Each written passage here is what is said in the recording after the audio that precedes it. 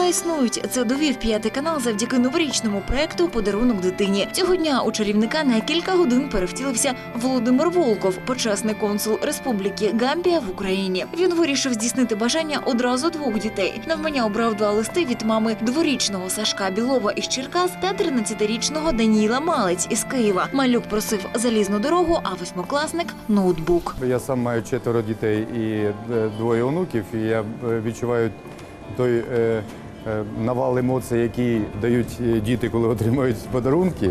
Коли я побачив по 5 каналу, що можна на деякий час стати помічником чарівника, то мене це дуже зацікавило, бо я з дитинства мріяв бути чарівником.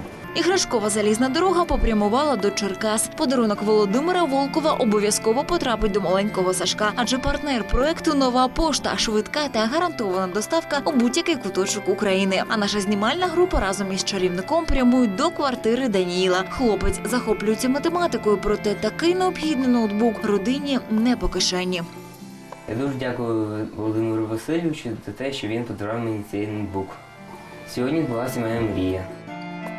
Я провів своє дитинство в інтернаті, і коли я отримав якийсь подарунок, для мене було таке щастя. Ну тоді на щастя, на здоров'я. Слухайся батьків, прислухайся до вчителів і мрій. Я коли побачив очі цієї дитини і побачив його відношення і його несподівану радість, в мене навернулася така, знаєте, сліза скупа. Мені сподівалося, що я знаю все вже в житті, я побачив дуже багато і перетерпів багато.